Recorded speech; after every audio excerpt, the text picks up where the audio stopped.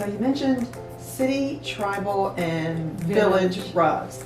Never knew that. I mean, I've heard those terms before, but I never thought about them in terms of what makes a rug different. So tell us the difference between like a city versus a tribal versus a village rug. Sure. So I think, the thing to keep in mind with tribal rugs is that they were generally made using patterns that were passed down from mother to daughter, and children would be taught to tie knot patterns as soon as they had the dexterity to do so. Wow. And so you have a lot of consistency in the designs between examples of Kurdish rugs or sumacs. Sumacs often have this kind of medallion, sometimes in sets of 3, sometimes in sets of 6, but it's a very common pattern, which makes sense when you think, well gosh, I'm learning only a handful of these, I'm going to be memorizing them and knotting an entire rug off of memory. They also tend to be more geometric because curves are challenging to knot, as you can imagine. And so you see a lot of geometric patterns here.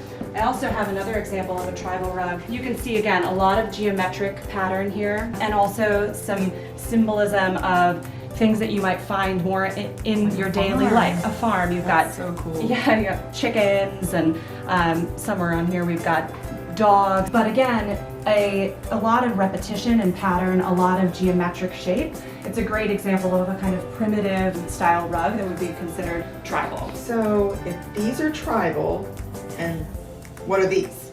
So we've got some example of village rugs here, and village rugs are interesting because they were created usually on a home loom, again by a woman, but this time with the intent of selling them either locally in their local village market or sometimes internationally. And so you see a lot of more ornate patterns, but they're more often in these kind of scatter rug sizes because the looms in people's homes were not that big. Yeah. So mahals are an example of a village rug, and I've got 2 mahals with us today. This is one. They're both, yeah, that's beautiful. They're both pile rugs, both examples of the mahals that I have here.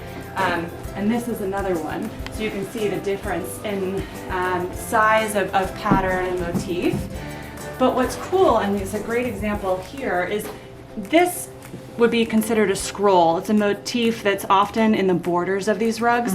And you might expect this to be round, but instead in this village rug, you see it somewhat flattened. It looks a little bit more geometric.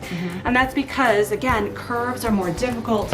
And if you're using a coarser weave, so you only have 50 knots per inch as opposed to 100 or something like that, you don't have a lot of options to be super round because you don't have as many pixels, if you will, to do that. And so that might be one way to tell a village rug.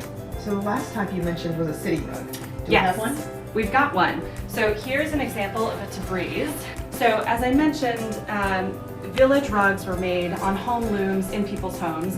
City rugs were made with the intent of sale, and usually sale to Europe.